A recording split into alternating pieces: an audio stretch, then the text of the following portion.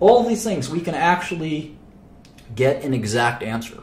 And that's what finance is all about. This is literally the discipline known as finance. Well, let's get down to it. Yeah. Let's explain this $1,000 or $100 Cool. a year. Okay, so the concept that our guest, who was quite good and quite eloquent, pointed out is that $1 today is usually worth more than $1 tomorrow. Not just usually, almost always. Hell has to freeze over for $1 to be worth less today than tomorrow. Why? Why? And the answer to the $1,000 question and the answer to the $1 question all lies in this concept. It all lies in this kind of concept. Why? One, someone said inflation. Okay, I guess that's true. We could talk more about inflation. The better answer is Akil's. It's opportunity cost. Or just say opportunity or investment potential. Same way molecules have potential energy. If you had $1 today, let's say it's Monday. Let's say it's Monday, January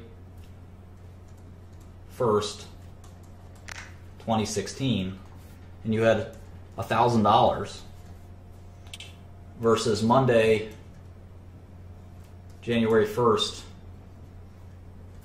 2019, and you have $1,000, which is the better place to be if you're an investor?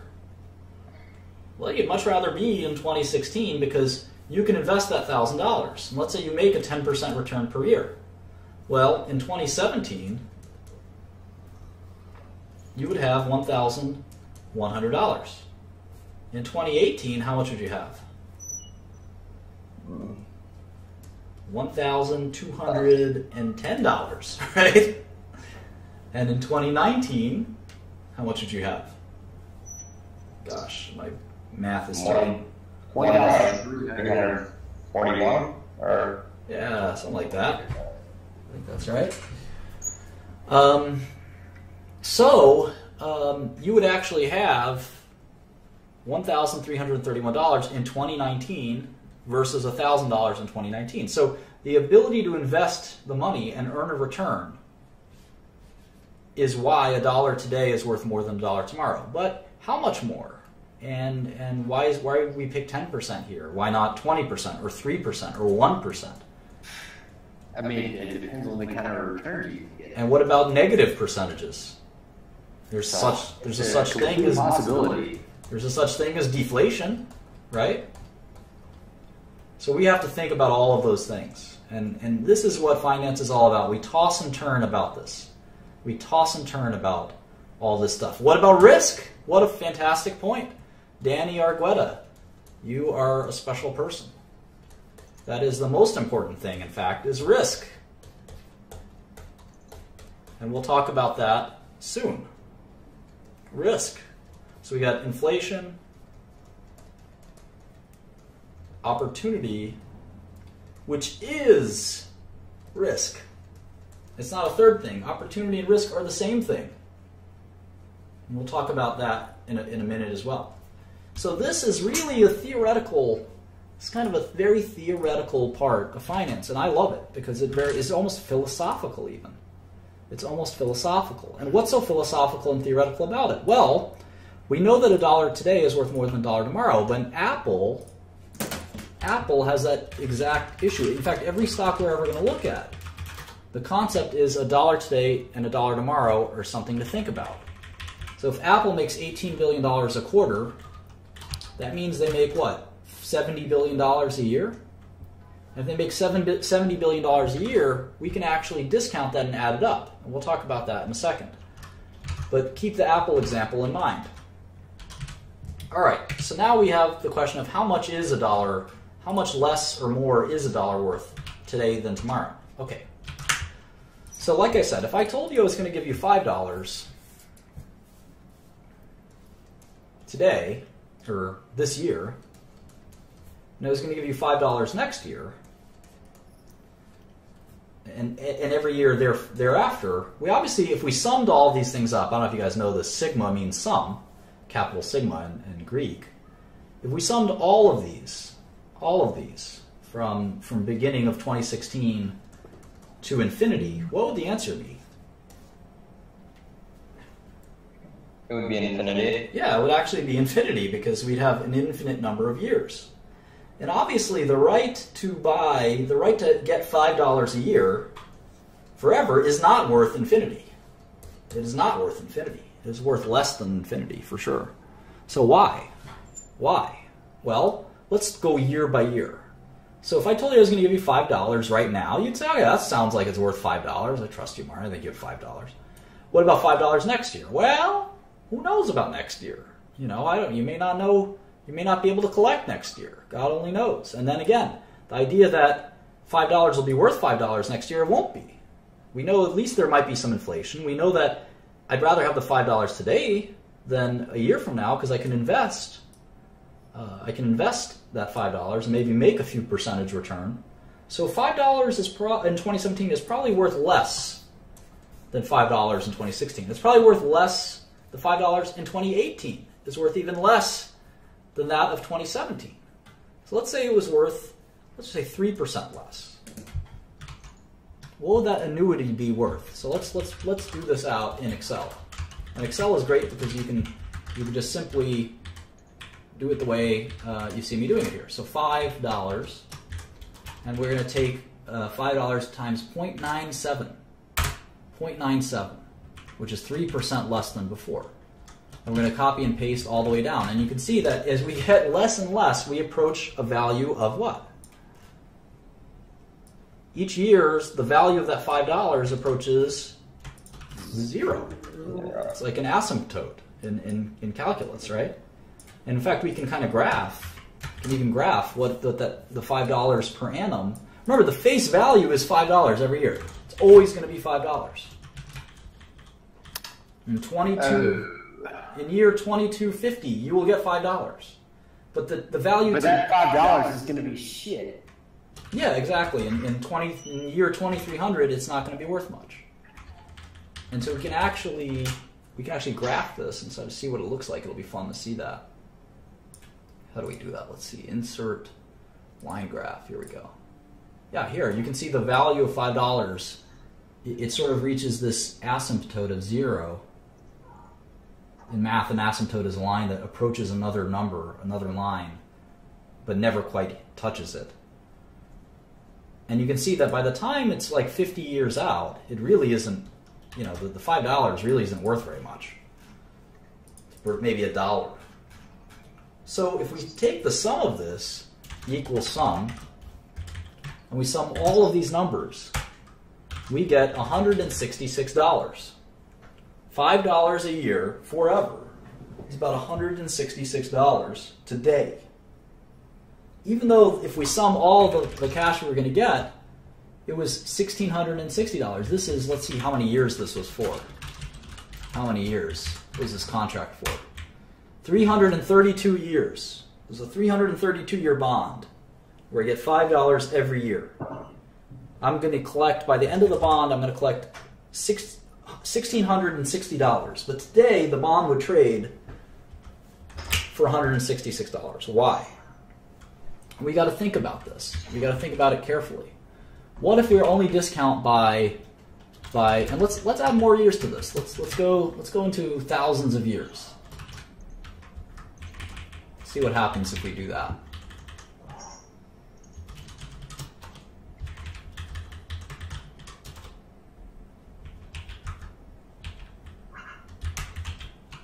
Hang on.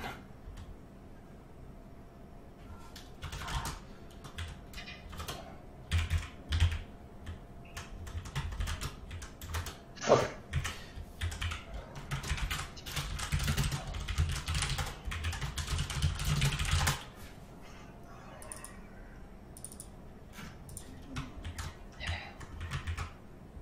Great. So we're going to call the rate at which we discount the cash flow from one year to the next the discount rate. And we're going to change this formula. I encourage you all to make this Excel sheet yourself. We're going to change this formula to the discount rate. We're going to see what happens when we change the discount rate to 10%. What do you think the value of the bond will do? Obviously, the amount we're going to collect will be the same. This contract promises us $9,310. $5 a year for a long time. Let's see how many years we put in this. If we increase the discount rate, what's the value of this contract? It's going to be lower. Yeah, it's going to be lower. Why? Because it approaches zero at an early rate. It gets closer to zero at a much earlier time. Yeah, so we can see that it goes down to $50. If it's 5%, it's $100. If it's 3%, it's $166. If it's 2%, it's $250. You can see that they're inversely proportional. In fact, a fascinating thing is as the discount rate approaches zero, the value of the bond approaches what? $9,310. No, it approaches infinity. Oh, okay. I guess I was assuming for the amount of time that we were collecting. Why do you think it approaches infinity? Oh yeah, I guess yes. Correct. It does if you have an end to it. But we could always extend this even further, right? If it's an annuity is infinite. Well, the answer is if a dollar today was not worth the same as a dollar tomorrow, then it would be worth something vastly more. But we assume that money is worth less over time because of things like risk and opportunity cost. So we have to think very carefully about how to discount a series of cash flow. And in businesses and bonds and stocks, we have these yearly cash flows we come to expect. In this case, this is very boring. We expect $5 every year, forever. Businesses obviously aren't like this. The cash flow we get fluctuates. We hope it grows, right? We hope that the CEO of the company figures out a way to make this go from 5 to 6, from 6 to 7, from 7 to 8, hopefully from 8 to 800. You know, if you're a CEO like me, you want as much profit as possible. And you have to discount that cash flow because something might go wrong in the year 2029. You can't predict what the earnings of your business will be in 2029. Can you imagine the people who are forecasting Motorola's earnings 10 years ago? Motorola and Nokia were on the top of the world 10, 20 years ago, right? Right. Motorola. So just on that note, like, how do you put a number on what you should discount? That is the secret of finance. You're literally, touching on the number one question in finance, which is subjective. A little bit. What is the discount rate? Well, let's take a look. What is the interest rate of a government bond? Does anyone know what the 10-year bonds yield? Not much. I mean, like 1%. Yeah, it's about 2%, 1.7%, 1.5%, something like that. 1.74. This guy may be a bond trader. So apparently, the government says it's not less than inflation. It's not less than inflation. So the U.S. government bond is theoretically risk-free. Right? It's theoretically risk-free. There's no risk that Obama and Trump, our future president, will not pay the obligations. Right? What if the government fails? It's a great question. There's no risk that the government won't pay its debts. We'll talk about how realistic that is in a second. And theoretically, there's some risk, right? And we could actually measure that risk with a Bloomberg machine, believe it or not, and something called a strip or a TIPS security. But regardless of a TIPS security, we can see that the government bonds have an interest rate of about 1.74%. So So the government can borrow money from us for 1.74%. That means that we get this interest rate. And in fact, the risk of not getting paid is worth 1.7.4% to us. And that's simple. If I lent Charlie $5,000, I would ask him for 10% interest. Because, I don't know Charlie. He seems like a nice guy, and he seems very smart. So the fact that I'm willing to lend him any money at all is already telling. I'll take a 10% rate for what it's worth. And I just size him up and I say, you know what? There's a good chance he's not going to give me back the $5,000. Who knows? He will, though. Who knows? Yeah, a reasonably good chance he will. So I'm going to give him a 10% interest rate. Now, if a friend of mine named Maurice, who has a arrest record and he's known to traffic narcotics in my community, Maurice wanted to borrow $5,000 from me, I don't know. What interest rate should I charge him? I think Maurice is more likely to default. More likely to default. I'd be taking like quarterly payments of half and interest. Yeah, I think I'm gonna charge him a higher interest rate because I just don't think Maurice is gonna pay me. In fact, there's probably no interest rate that I would take. It's not a black or white thing. There's let's give him an Albanian name. What's a good Albanian name? Let's just make him an American, Bob. Bob, yeah, Bob the crackhead. Bob the crackhead. Mark it up 5,000%. So it's a very difficult loan, and I'm worried about that. But the government, how about Apple? I can blend the company's money. It doesn't have to be people. Going for cheap. Here's another good one. Brazil. This guy's making a good point. Brazil is 6% interest rate right now. The U.S. government is 2%. So we can see what the least risky securities are. We can make a list, in fact. U.S. 1.74%. Brazil 6%. Apple, I think, is borrowing money at 2%. I can look that up with Bloomberg, which I'll log into in a minute. The Bloomberg Charlie, my loan to Charlie is 10%. My loan to Bob is 50%.